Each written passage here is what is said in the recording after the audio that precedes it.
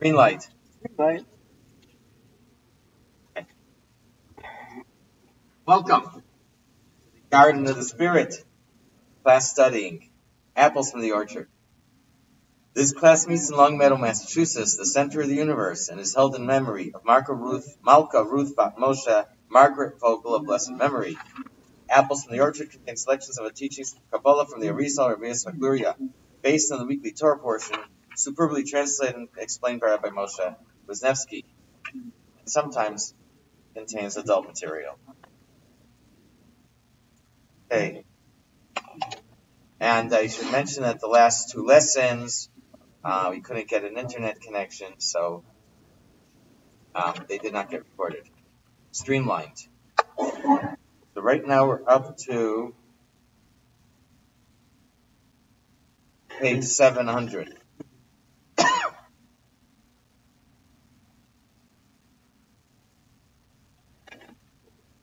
Okay, last time we did a bunch of numbers. Worried about your weight is a good idea to have supper before you come here. Good. We did the 370. Remember that? The Shin Ayin Nahirin. The 370 lights.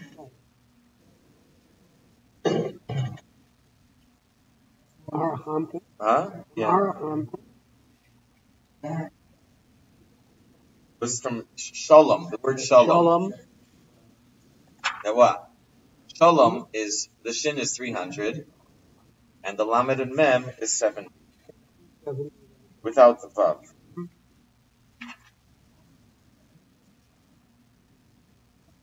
Okay, I think we better. Unbelievable. All right. Jim, would you like to begin? So, yeah, I mean... if I remember, I would say. I just remember it was amazing. You want me to start back at 699? Do you think it... Talking about Rachel. Verbs 370. The numerical value of the first set of letters according to their families. We're talking about according to 370 lights that shine the upper face of the mountain. Okay, they spread out, extending until they reach the throat of the mountain. This phenomenon is called peace. Peace. Shalom. And numerically it adds up. That's the fact. We started, then we go to this. This is the Sephira of Yesod. Because the Sephira of Yesod is represented by a small vav, the numerical value is fixed. When this 370 lights descend to it, they add up. This is Shalom. They add up to 376. Jim, why don't you start from the middle of 699? Okay, so I'll go all the way back. We had the word Lemishpachosechem to their families. We're talking about the countings of the Jewish people. Okay. So, you want me to go to the number of the... Well, the number of... I think here we would start maybe this number. This number... On 699. Okay, so this number... Two this numbers. Okay. Oh, this number. This number, which is 535. Okay, so we add 530 female parts of represented by Faima Hay of the name Havaya, and whose numerical value is 5, which is the Hay, okay, 530. This number is the numerical value of the second set of letters into which we divided the word for according to their families, which is Pei, Chet, Vav, Tav, Mem, together with a Kolel. This number, therefore, represents the parts of Rachel. We're talking about Rachel and Leah again. The number of lights that she absorbs, Rachel. One moment. The Torah says to count the people, Lemishpachosechem, according to your families. So we took Lemishpachosechem and we divided into two. The first three letters, Lamed, Mem, Shin, equals 370. And we said that the second set of letters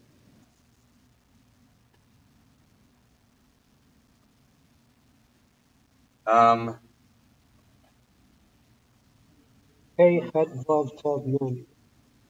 equals, Divide this word into two according to their families, refers to Rachel. The reason for this is as follows. We divide this word into two because he's dividing it twice. Lamed Mem Shin, and then Pei Chet Vav Tav Mem. 520 or close to it. Okay. 534. That's the Kolos. That's close enough. Yeah. We're really concentrating on Rachel now before we talk about Leah. Right? What did they say? Yeah. How does the saying go?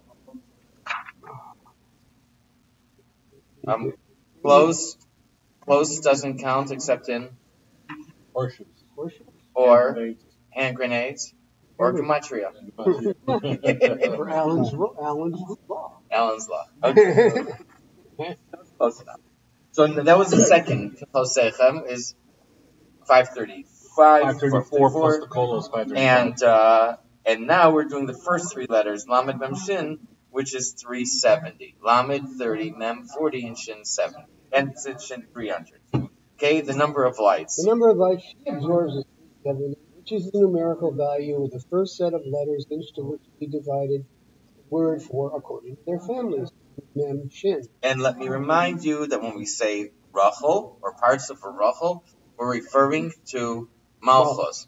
When we talk about Leah, or Malchus and the power of speech, when we talk about Leah, we're referring to Bina and the power of thought. Mm-hmm. Okay. 699, with regards, and this is a very long explanation. Go With ahead. regards to the 370 lights, it is known that there are 370 lights that shine from the upper face of Zeranpin, as is explained elsewhere. It is explained that they spread out in a straight descending line until they reach the Yesod of Zeranpin. This phenomena is called peace, shalom. So the 370 lights originate in the parts of Arachan. The number 370 is derived in various ways. The simplest being based on the general process of the inter-inclusion of the Sephirot. The three intellect Sephirot of Erech Anpin undergo a tenfold iteration twice, thus giving a total of 100 for each Sephirah and a total of 300 of the intellect as a whole. That means that each one is divided into 10, and each one of those 10 is divided into 10. That gives us 100 for each of the three intellectual spheres, and for a total of 300. And the seven emotional Sephirot, in contrast, undergo only one tenfold iteration, which means literally measures. Man, intellect is, of course, his distinguishing human factor, but abstract intellect does not produce an emotional response. That does not produce an emotional response. It's not worth much. Similarly, he may possess all kinds of good intentions and wills, but these become actualized only beginning with emotions, which serve as the motivation for action. The emotions, Hesed, Gevurah, Tiferet, Netzach, and Hod, all coalesce in Yesod, which is the sphere of sexuality. Sexuality is the drive to connect with the world and to affect it, to reproduce one's image and imprint it upon reality.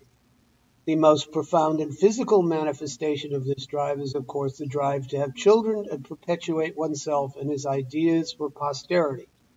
But in essence, any interaction between a person or the person and the world outside of him, including any interactions with any creature, are sexual, quote unquote, in that in the interaction he seeks to leave his imprint on reality in some way. If everything is working right, and the 370 lights of Erech Anpin are shining into Zer Anpin, and they affect the emotions, all of the emotions, including Yesod.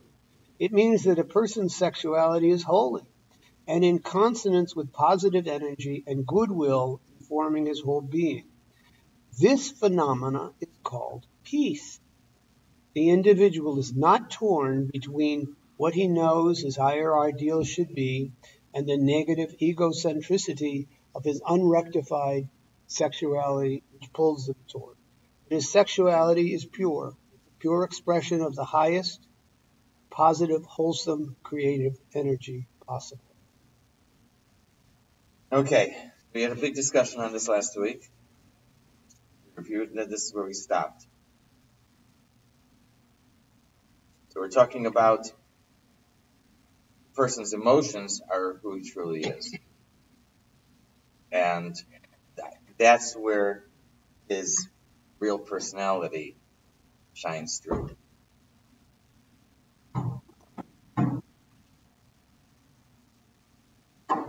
Okay, so and the Shin Ayin, the 370 lights, reach till Yesod. Right. Because this era of Yesod is represented by a small vav. Small vav, numerical value is 6. So when 370 lights descend into it, they add up to 376, which is the numerical value of Shalom. Shin Lamed Vav. I guess Yesod is the sixth. Is the sixth. Yeah. Yesod is represented by the vav, since it is the final of the 6 emotions. Also, the straight line form of the vav evokes the image of 370 lights shining in Zer Anpin, descending along a straight path into Yesod. The concept of peace is associated with this affair of Yesod. Besides for the reason cited above, because the word shalom is related to the word for perfection. Shalimut. The word shalom has two implications: peace, but also perfection, wholeness. A person's sexuality is warped is considered blemished, while one whose sexuality is on track is considered completeness. The idea is closely allied, obviously, with the relationship between Yesod and peace mentioned previously. As you know, all these... Wikipedia. We have the 13 attributes of compassion. Ashkel, Rachum, V'chanun, Erech Apayim, and so on. Rav Chesed Ve'emet, truth. This attribute, truth, is the source of shining the 370 lights concept, which is mentioned often in Kabbalah and refers to the great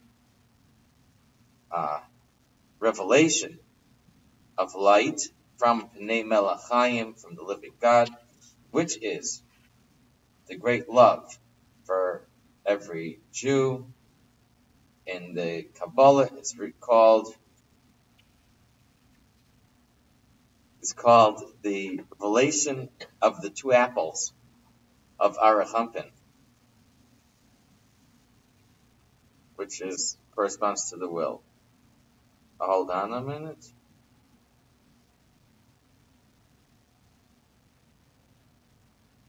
Let's see if it's anywhere else.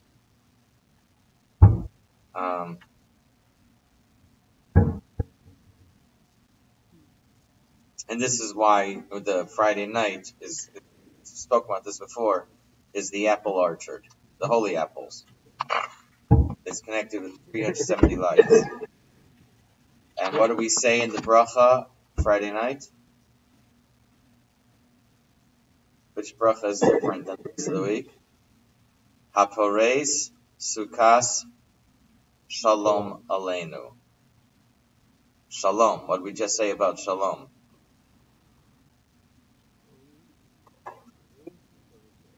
Without the vav is 370, and the vav 6 refers to Yesod. That coming from our Anpin through the Yesod, Shalom, 370.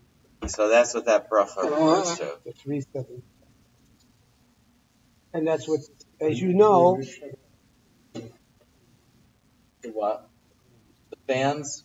I could. Leo, please leave them on. Do not shut them. Thank you. As you know. And this is also connected with the one who blows the shofar on Rosh Hashanah, and when he blows and his face turns red. Connected with that. Okay. All these 370 lights are states of chesed. That is why they descend to Yesod.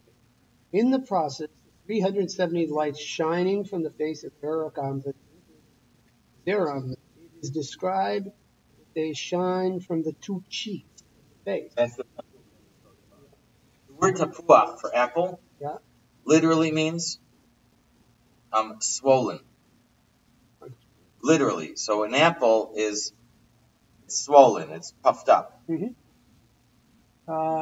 Two cheeks of the face, the shining skin where there's no beard hair.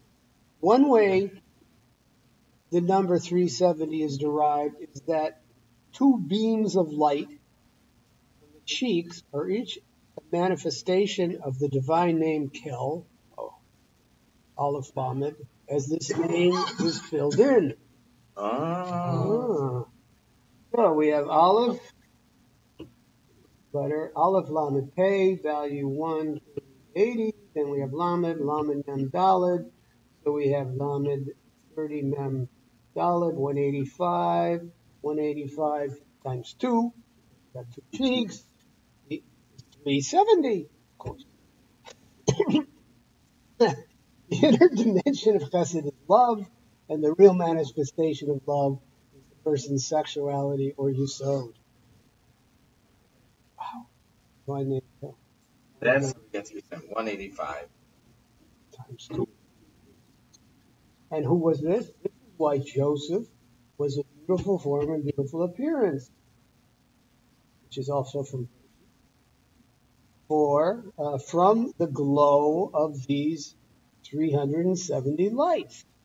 So Joseph personified the attribute of Yesod. He thus reflected the light that shines into this effect in the face of Zeram.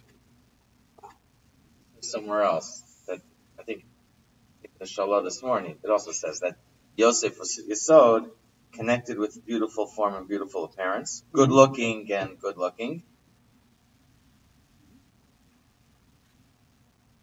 And it connects with something else. Maybe the land was beautiful, the same word. Okay.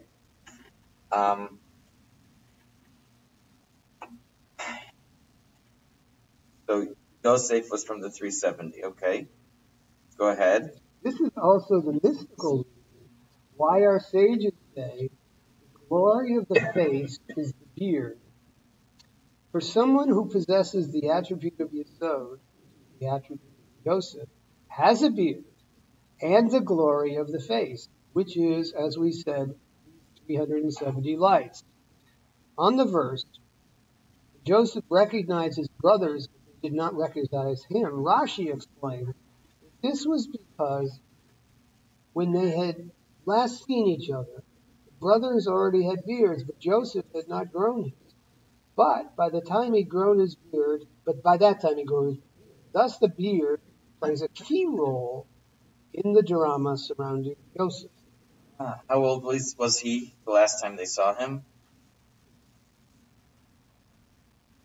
When he was sold? 17.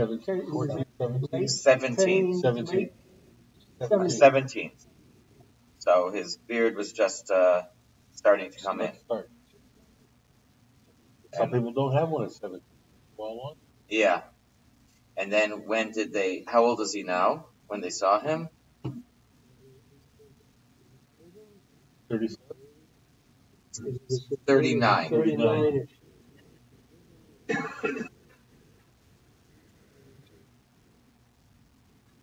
That was 22 years that they were away. Ah, okay. So that's why the beard is important, is connected, has special connection to Yosef. Okay, go ahead.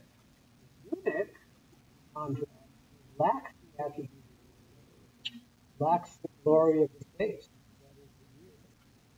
The biological reason why a person without a procreative organ would be lacking a beard is, of course, because without sexual hormones, the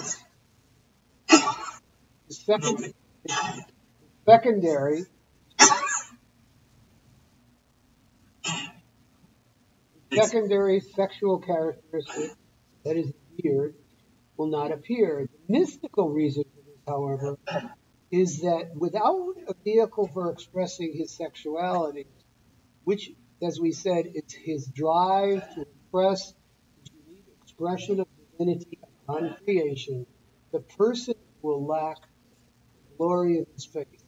There will be no reason for 370 lights to emanate.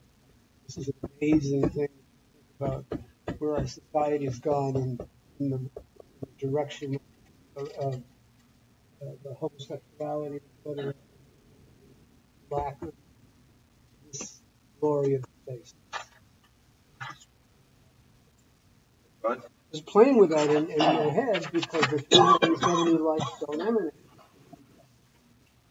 What I'm thinking also, comparing it to society or applying it to society, is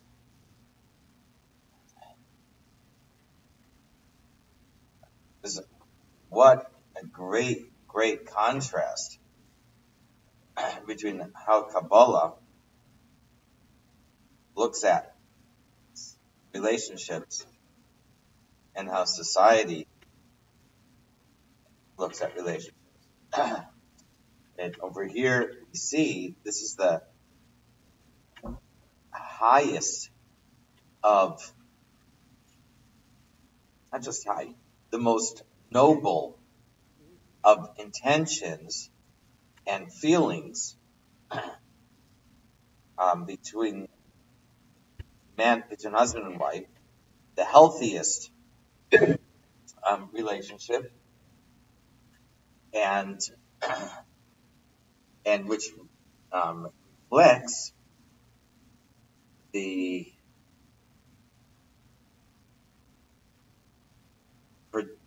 which reflects how divine energy to sustain the world is produced between the joining of Za and Nukva, male and female. And this reflects that, and in a healthy relationship, there's, it's very, I'm going to say the word noble. And you have, on the other hand, how society views intimate relationships as the most debased, selfish, based. It's used in the lowest way. What does that mean? Well, there's no hierarchical process. Well, here we're talking about a flow of divine energy all the way through to the toes. You can't watch a commercial on TV. A commercial on TV, an ad on the subway. Yeah. Just anything to sell as. And it demeans the sexuality into that lewd and lascivious process. It takes away from the holiness. That's what I meant. And then things become relative. Anything is, there's that weird, strange sexual beings at this point. Really, who knows? Goes. College fair. Anything goes. Anything goes, but they become multiple persons. how norms change.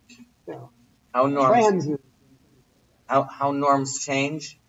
Someone showed me a line.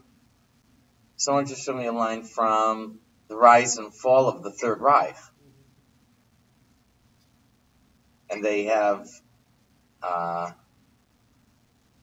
very negative line about, I don't know who it was, some high officer in the SS, I think, who was homosexual, and they have a very negative line. That when was the book written, in the 60s? Rise and fall? Oh, That would the book would be banned today for such. I mean, the books I know this thick is just one line. The book would be banned for a comment like that. But at that time, that was perfectly acceptable. So you see how the norms, change, and suddenly everything's accepted. But I'm not endorsing what they write. I'm saying what they write then in society was acceptable, and today this would be bad. and was also factual. They have Not only accepted, but factual. And there's a difference in some ways whether it's factual or if it's fiction, and they're depicting how it was. In this case, it's an editorial comment. Okay. Okay, whether you're right that it extends to facts too. Yeah. There are no more facts. That's what you said about relativism. Yeah, relativism. Relativism means there are no more facts. There's no more facts. There's What they want. I can be African American. I can be dark skinned if I decide I want to be. I can be male, female, or anything in between. Speak. I'm just throwing it out. Yeah. The contrast. Anyways, getting back to the beginning, this is remarkable. The holiness that is involved. Okay. Thank you, Jim. We're up to 702 at the top. The light's too great for him.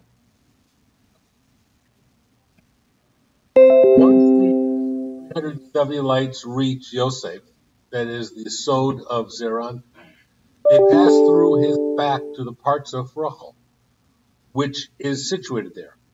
This is the mystical meaning of the verse. Rachel was of beautiful form and beautiful appearance. That is, she received the attributes of Yosef, whereas Leah, the higher parts of, is not referred to as being beautiful. If I could say, the same line is written about both Rachel and her son Yosef. Good looking and good looking. Oh, yeah. Okay, go ahead. It is explained in Chassidus that Leah and Rachel signify the two principal vehicles of expression, that is, of Malchus, thought and speech respectively. The difference between these is that thought is chiefly inwardly directed, that is, it is a mean of expressing one's ideas to oneself, while speech is outwardly directed, one talks to others. This is the mystical reason why Yaakov preferred Rachel to Leah. He sensed that she personified speech, which is a more effective way of making one's imprint on reality than is thought, and therefore was driven to channel his sexual creative energy specifically through her. This is also why, despite the fact that thought, Leah, has a higher revelatory experience thinker than speech is to the speaker. Only Rachel is described as being beautiful. The glow of beauty is the reflection of the glow of the 370 lights of goodwill, optimism, and purity, and these are fully manifest only when they flow into full expression. What does he say there? Can you explain that? Why does the Torah refer to Rachel as being beautiful and not Leah? Because she personifies speech and express outward to manifest, right, instead of thought, and Leah which is manifest only to the subject. So therefore,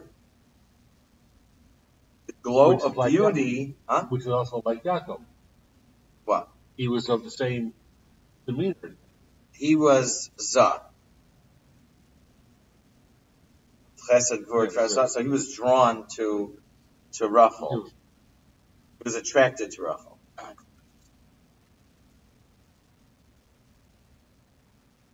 The 370 lights of goodwill, optimism, and purity live in full expression, not in closed expression, but in outward expression. Which is what she expressed. He was. Yeah, okay. But later was inward. Thought about it. It has beautiful thoughts. I met so many people with beautiful thoughts, but it doesn't go to Das. It doesn't become part of themselves.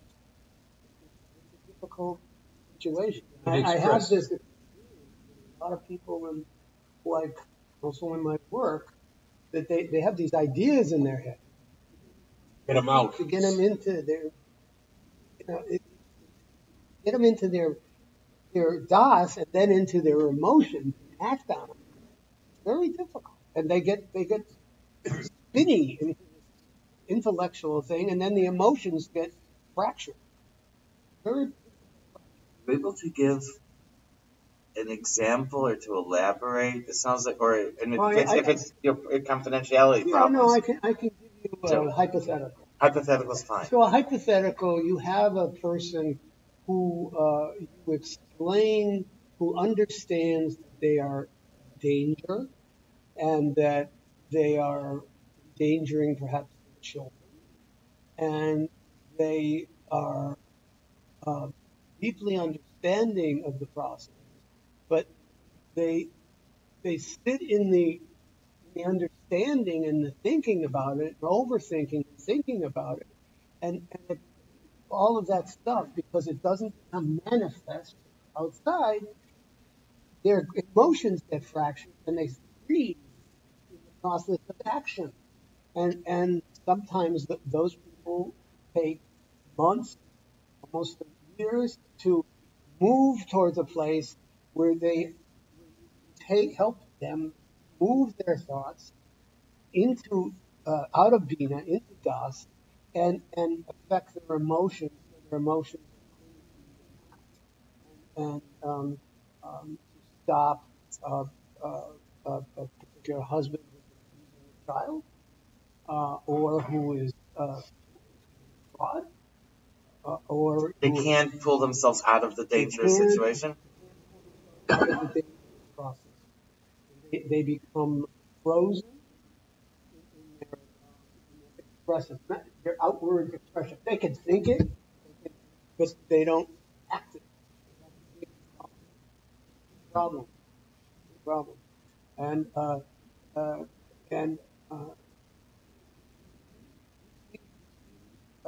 people who want to accomplish certain things that are spinning in their head, and you can speak to them and say, this is really what's going on.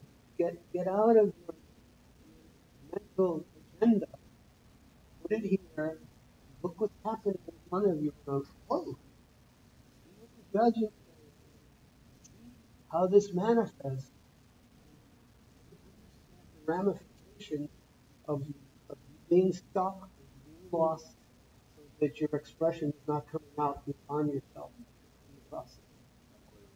Now, it happens a lot. Really unreal. Fine. Oh, okay, let's continue. It appears to me that this is the mystical significance of the verse. Sorry. And then Yosef and Rachel approached and bowed down. Rachel was behind Yosef. When Yaakov introduced his family to his brother Esav, the Torah says that first the handmaids and their children approached Esav and bowed down to him, then Leah and her children, and finally Yosef and Rachel. Since in the case of the handmaids and Leah, the mothers are mentioned first, and then the children. This indicates that the mothers were in front of their children when they bowed down.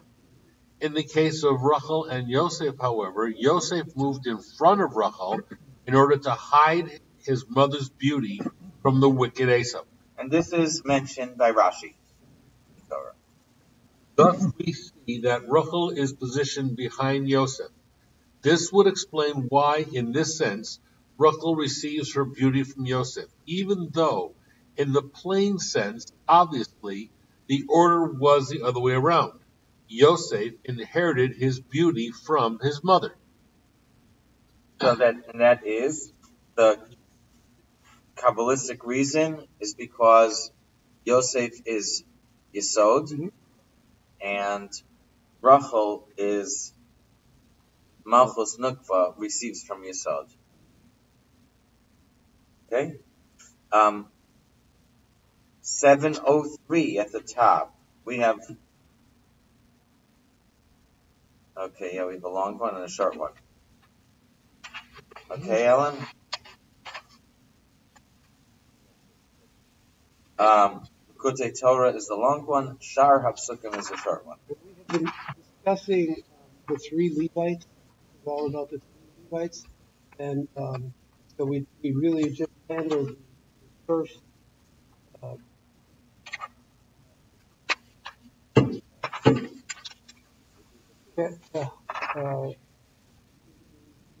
talking about the three Levites, right?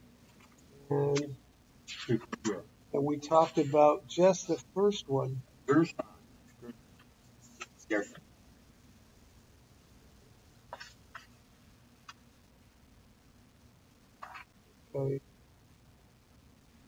Bottom of 696. Talking about Gershon. This is the mystical meaning of the verse. Lift up the head of the sons of Gershon, counting them lifting up their head, their ascent in order to shine.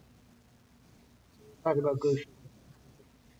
Now we're going to move to Merari. The sons of Merari also manifest the 5 states of Gevurah, but they manifest the 5 states of Gevurah of the feminine waters that exist in the Yesod of Nukva. This is why they are called Merari, meaning bitter, referring to the states of severe judgment they comprise, for they are the lowest states of Gevurah in Nukva. So Merari is bitter because it's the states of Gevurah. Okay. Thus, the numerical value of Merari, Mem Resh Resh Yud, is 450, which is 5 times 90. The numerical value of the word for water, Mayim, Mem Yud Mem, referring to the 5 states of Gevurah, each one of which is a type of feminine water.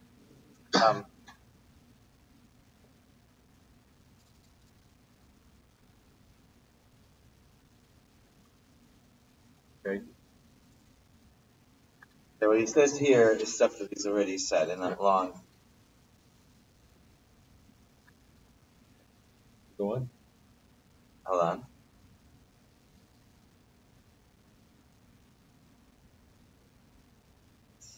I think what he adds is but a lot of what said is stuff that we already had about the 535. Interesting why there is no lifting up the head with Merari that comes later. Okay, but he says here in the long thing, Leah. By Leah, it's referred to as their father's house. You have to count them to their families. Leveis was to their father's house.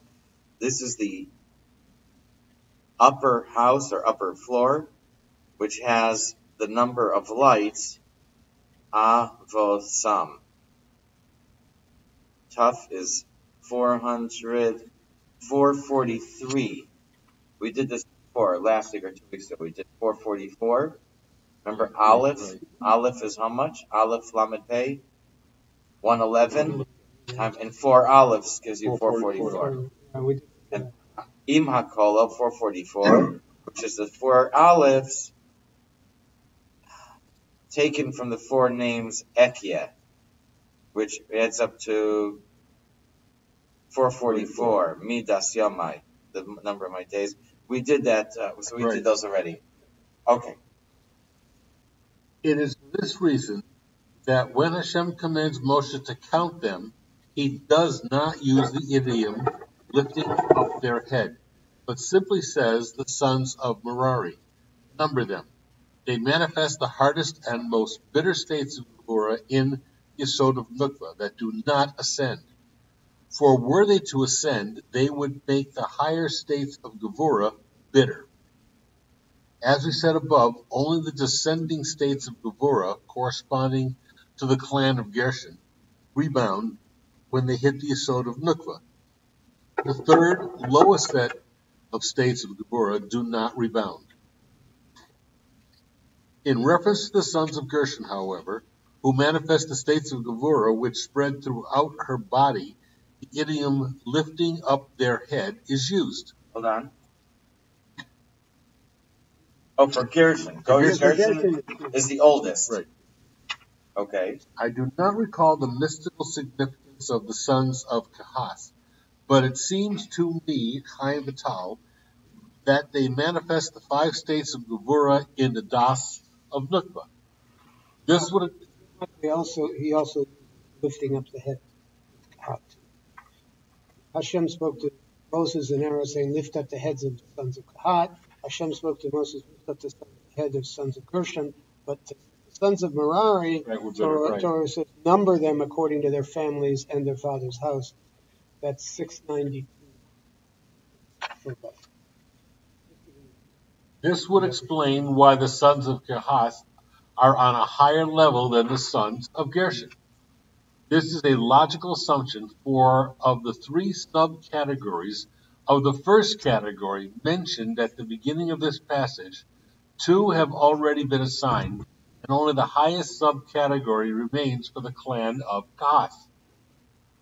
The job of Kahath's clan is explained first at the end of Parshas Bamidbar, before those of the clans of Gershon and Merari, at the beginning of Parshas Naso.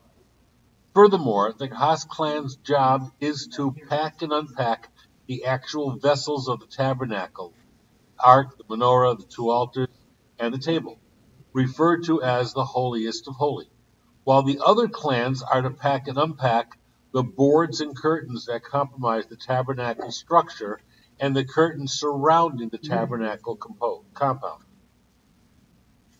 Now, in the directive to count the sons of Gershon, the expression according to their fathers' houses and their families is used, while in the directive to count the sons of Kahath and Merari, the expression is reversed.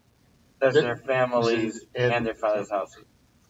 This is because the sons of Gershon manifest the states of Gevurah that descend and reascend, as we have explained. Their light is not noticeable until they have ascended.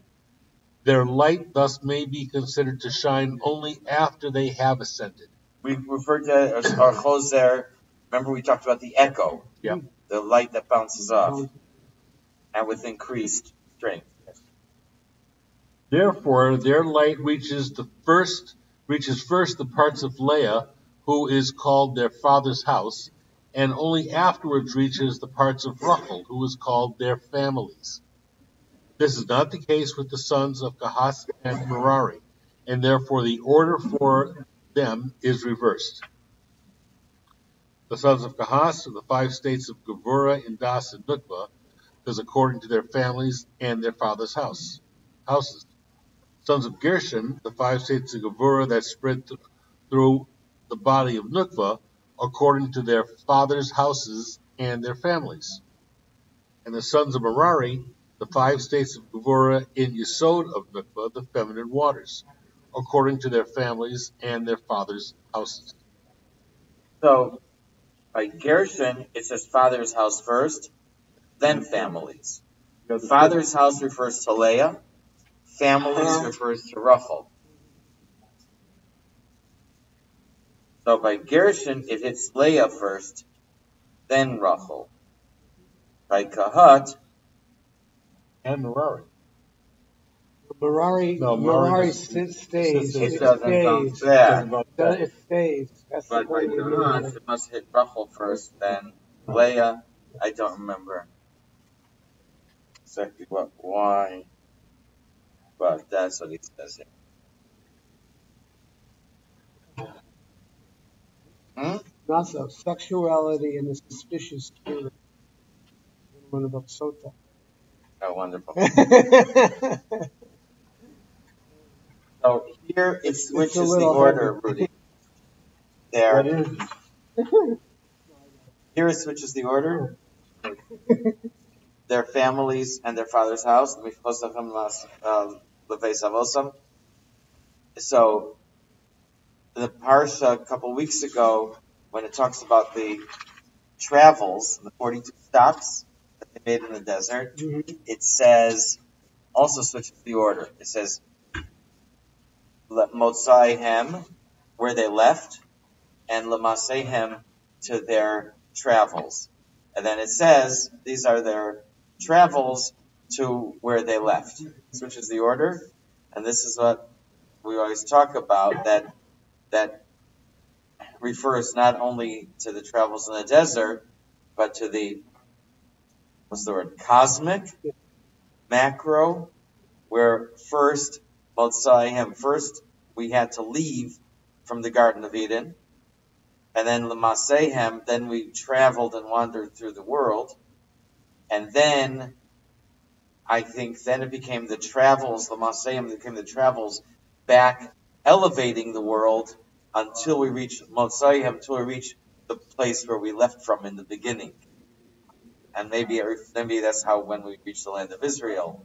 But it says in looking at it globally, and as the journey of man from the Garden of Eden down and then back up to the source. That's in a nutshell. The whole more that goes into greater detail. I don't know what all is, but the same idea. A little reverse. Maybe you can find something on it. Not here. Okay. Okay. Is the green light on? Yeah. I think it's the line under it. You've got it. It's off? Oh, okay, good, thank you. The line under is for recording.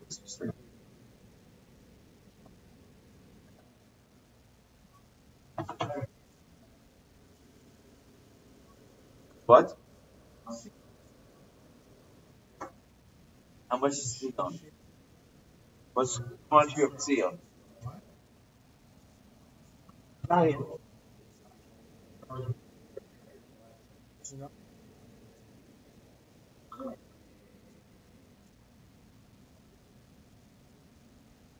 Sion is 156. It's the same as Yosef. I just saw that this morning, and I think it says also about Sion is beautiful, maybe, and that's the connection to Yosef. Why? So yes, go ahead. I'm sorry.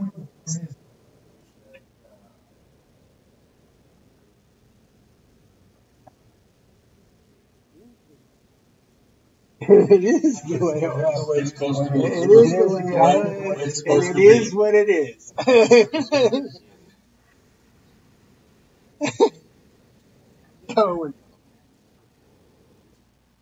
But minor control, very, very, very minor. You have the power to decide.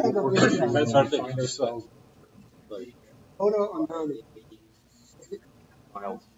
Or Voda is the wrong of Voda. Voda Zora or nani?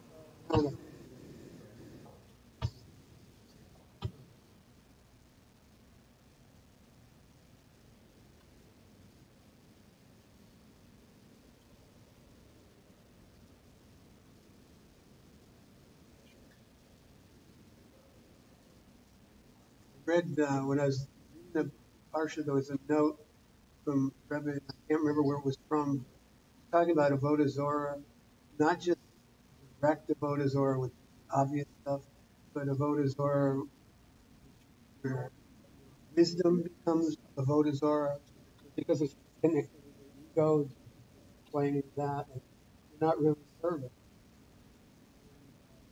Wealth can become that, or different. Any deviation from godliness. Unreal. Anything that deviates from the divine mission, bringing godliness into the world, that's what Wild. Okay. Okay. Me, I'm gonna do Monday night. I see for by Wolf.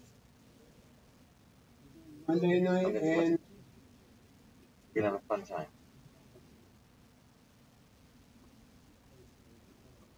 Yeah.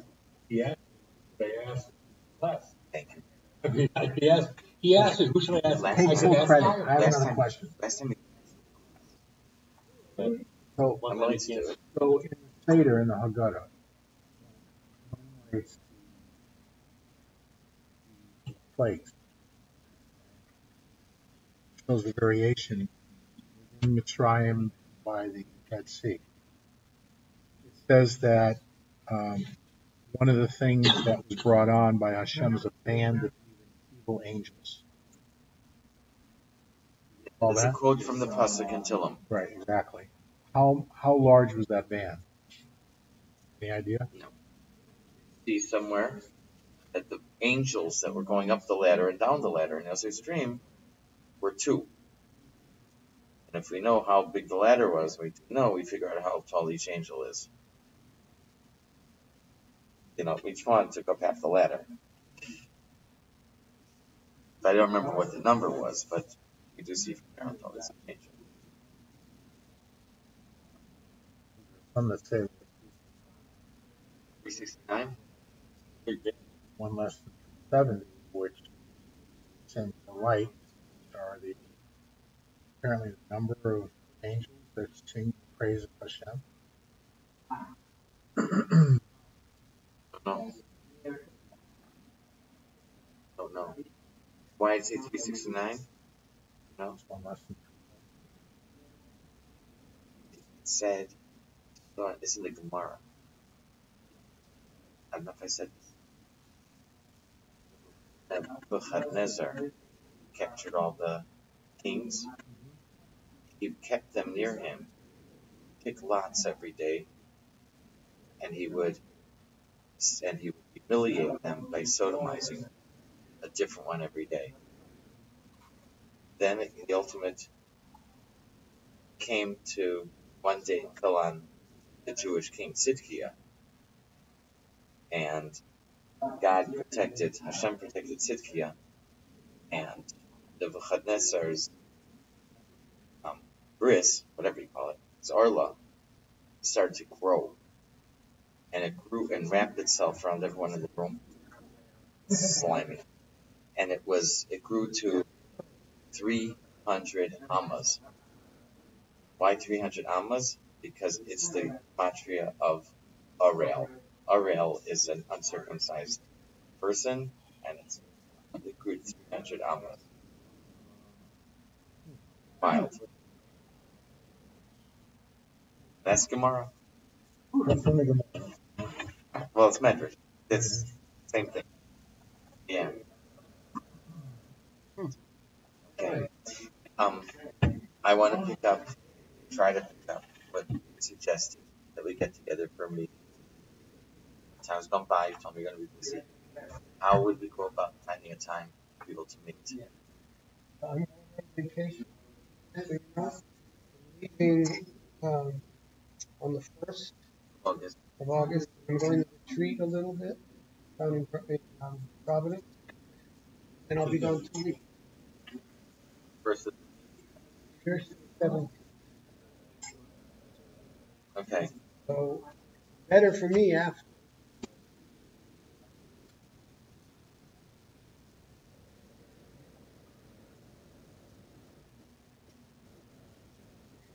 Hard to find a time with everyone.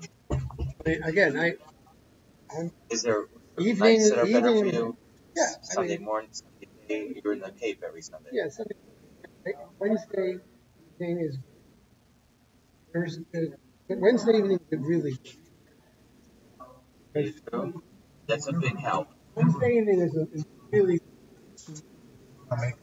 available, whatever. We'll see what you do. Wednesday first.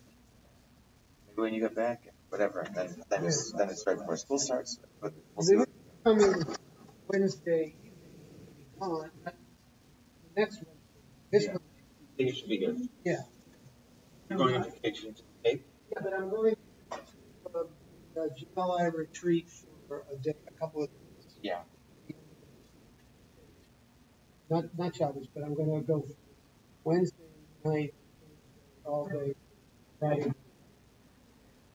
That'll be wild. My wife is Huh? joining me. Got some people coming from here. Rabbi He's gonna come. come. I know.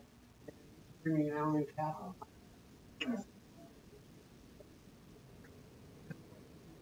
Okay. Oh, nice.